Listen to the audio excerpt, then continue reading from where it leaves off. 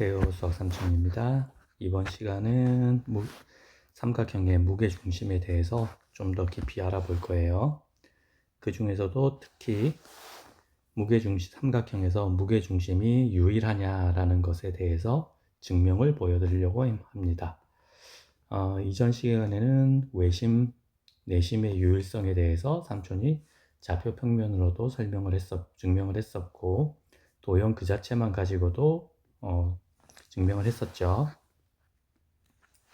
이번에는 무게중심을 해볼 건데, 무게중심은 고등학교 올라가서도 상당히 많은 문제에 활용되는 내용이에요. 그러니까 좌표 평면에서 삼각형의 무게중심이 유일하다는 것, 그리고 그 무게중심의 좌표가 어떻게 표현되는지에 대해서 알아보고자 합니다.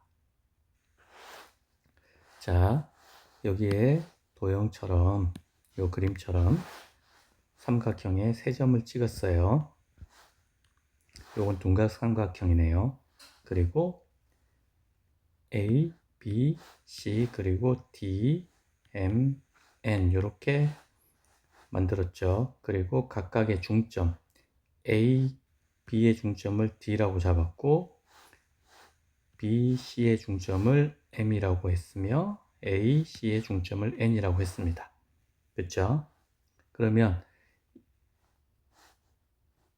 무게중심의 성질이 무엇이냐면 A에서 대변에 이르는 요 중점, 요거를 이었을 때, 그리고 C에서 D까지의 중점, 그리고 B에서 N까지의 중점을 이었을 때, 요 중선, 세 중선의 교점이 무게중심이라고 그랬고, 그게 유일하다는 걸 보여드리려고 합니다.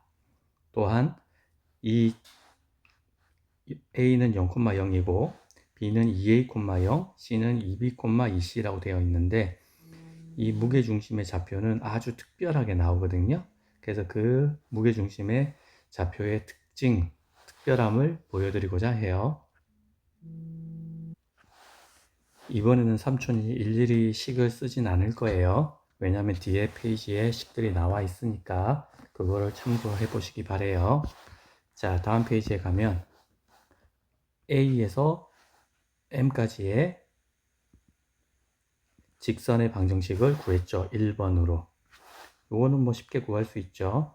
0,0에서 여기 M까지의 직선의 방정식이니까 X의 증가량 A 플러스 B분의 Y의 증가량 C, 여기다가 X, Y는 X 이렇게 붙이면 끝나요. 왜냐하면 여기 원점을 지나는 직선이기 때문에 Y절편이 0이죠. 그래서 직선은 이렇게 1번 직선처럼 이렇게 표시됩니다. 그리고 마찬가지로 BN의 직선은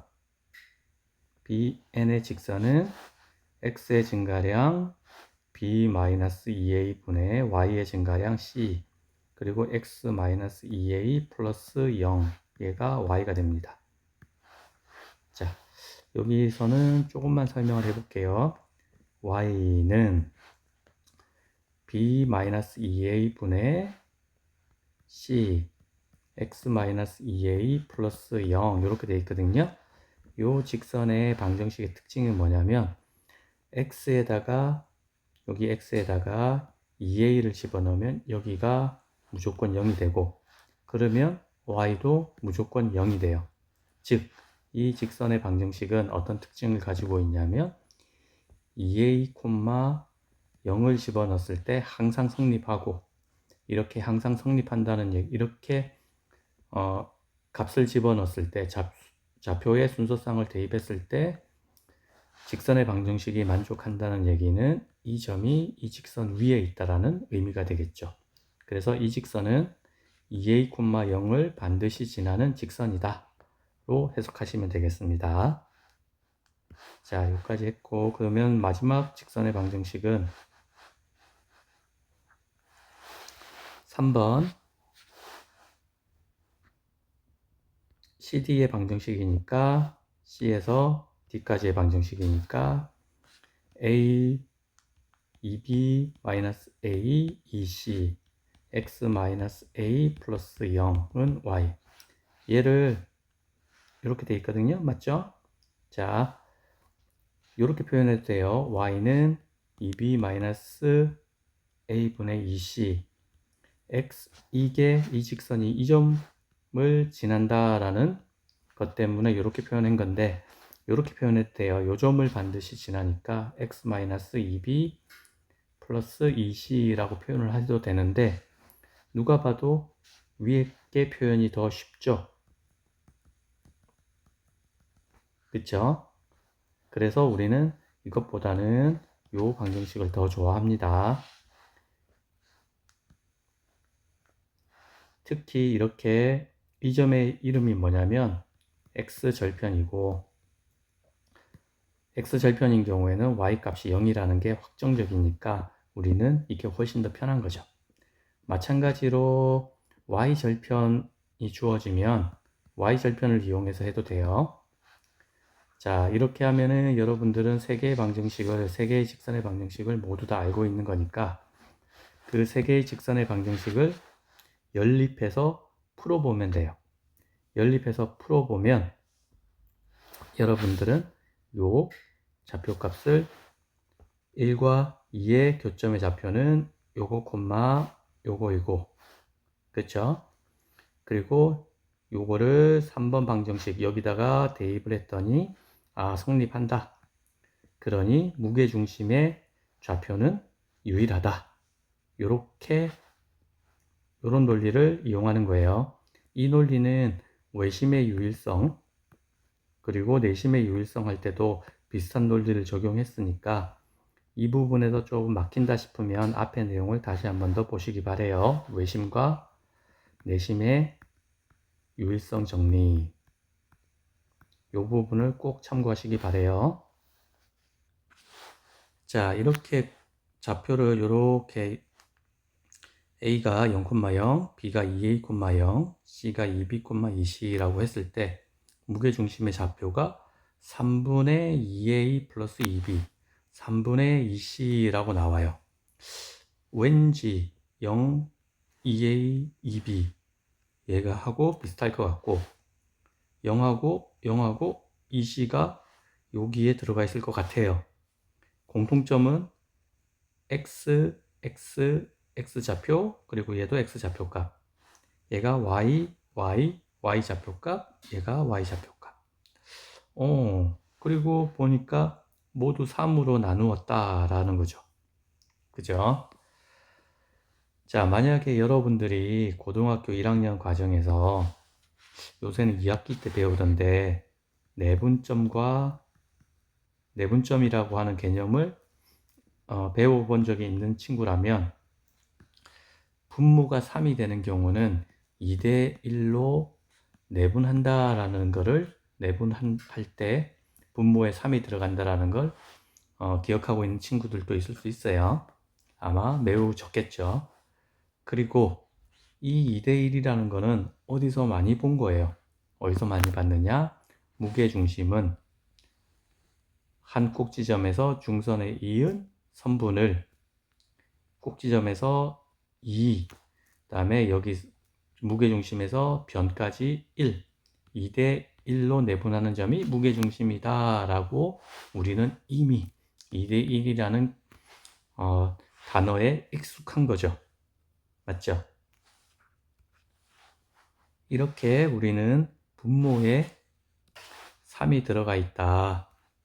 분모에 3이 들어가 있다. 그리고 분자에 얘네들 각각의 x좌표들을 합한 걸로 보인다. 합한 것으로 보이죠.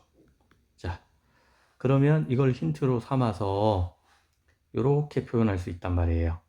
2대1의 내분점도 이렇게 표현되고 우리가 각 C에서 꼭지점 C에서 AB의 중점 D까지의 2대1 내분점도 이렇게 구할 수 있단 말이에요. 맞죠?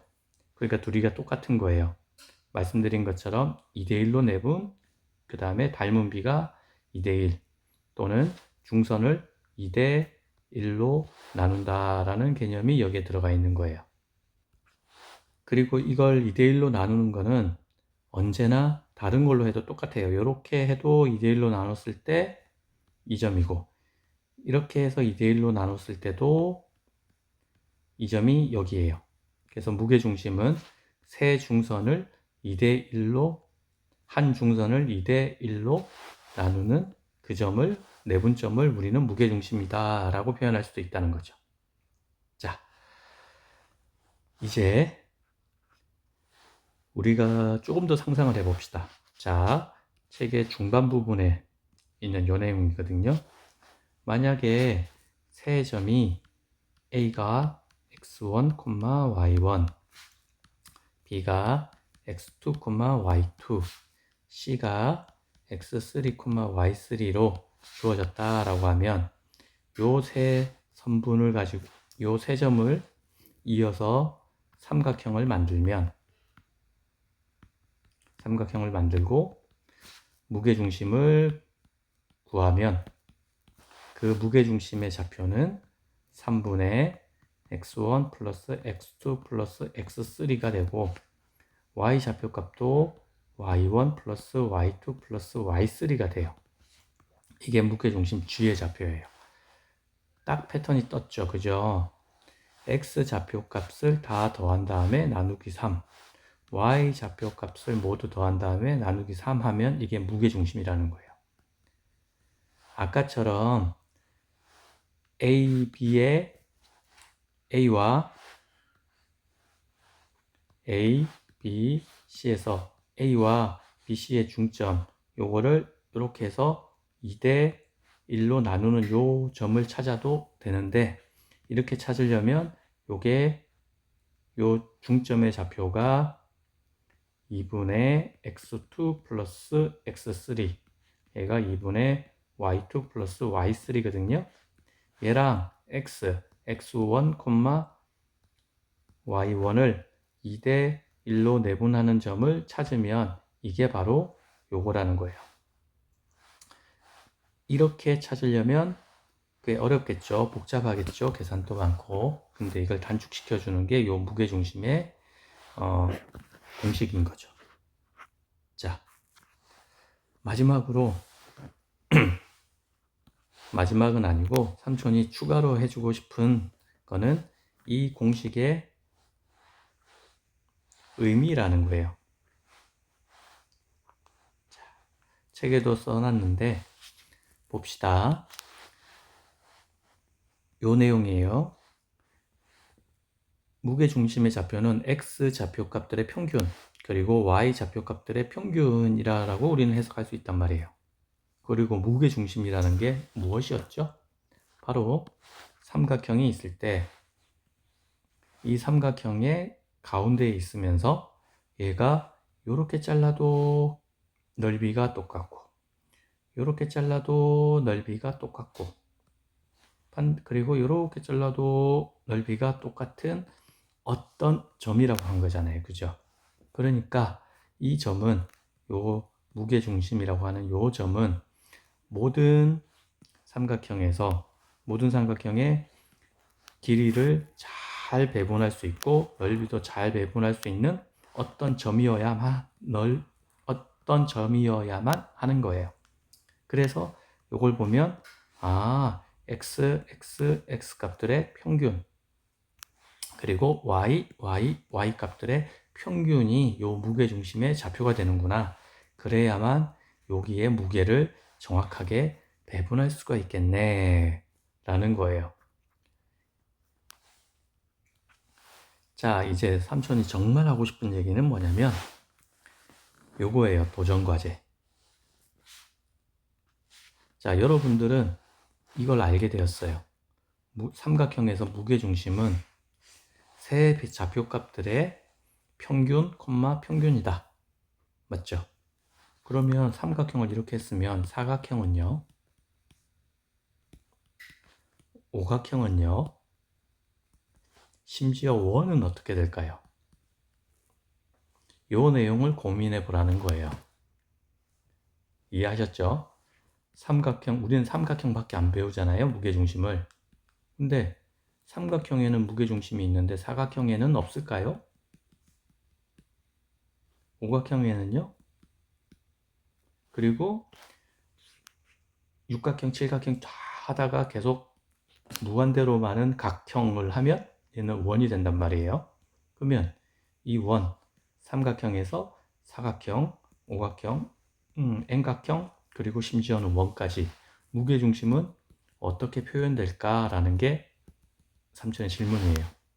그리고 힌트로서 삼각형이 되기 전의 도형은 무엇일까?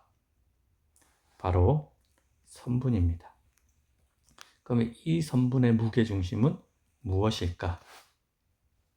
그러면 사각형에서 A, B, C, D를 선분해서 이거를 예를 들어서 x1하고 x2라 그러면 이거의 무게중심은 어디일까요?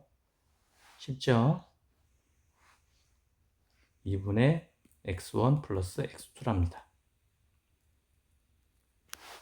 그래야지 얘가 딱 가운데에 있어서 정확하게 요거 길이와 요거 길이가 같아지는 거죠.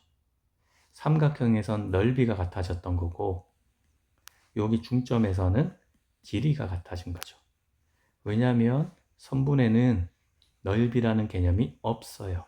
그러니까 알 수 있는 건 길이밖에 없고 그 길이의 중심, 그걸 우리는 무게중심, 그리고 우리는 그거를 중점이라고, 두 점의 중점이라고 표현하는 거죠. 자, 그럼 한 단계 더 나가 봅시다. x1, y1, x2, y2, x3, y3, x4, y4. 자, 그러면 이걸로 만들어지는 사각형이 있다고 쳐요. 그러면 이 사각형의 무게중심은 무엇이 되어야 할까라는 게 삼촌의 질문이에요. 스스로 꼭 고민을 해보시기 바래요. 그리고 오각형도 한번 해보시고 심지어는 원에서는 무게중심이 어디일까? 어디일까? 그게 당연히 원의 중심이라는 거. 그러면 이 원의 중심은 삼각형 선분에서 찾은 패턴, 삼각형의 무게중심에서 찾았던 패턴, 사각형으로 추측해 볼 수 있는 무게중심의 패턴, 이 패턴들하고 원하고는 또 어떻게 연결되어 있나? 이렇게 한번 고민해 보시라는 의미예요. 아시겠죠? 자, 이것으로 삼촌이 생각하기에는 삼촌이 쓴 책의 심화 내용도 다 커버한 것 같네요. 꽤 어려운 내용일 거예요. 특히 중학생에게는 고등학생 내용도 좀 나오고, 그리고 고등학생이라고 하더라도 이렇게 생각해 본 적이 없는 내용을 삼촌이 많이 얘기를 했어요.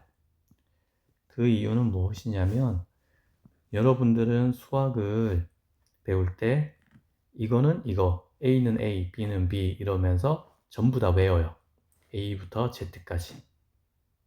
여러분들은 똑똑하니까 아직은 중고등학생이면 머리가 쌩쌩 돌아갈 때란 말이죠. 그러니까 잘 외워요. 그게 쉽거든요. 편하거든요. 근데 삼촌처럼 노땅이 되어버리면 외우는 게 힘들어요.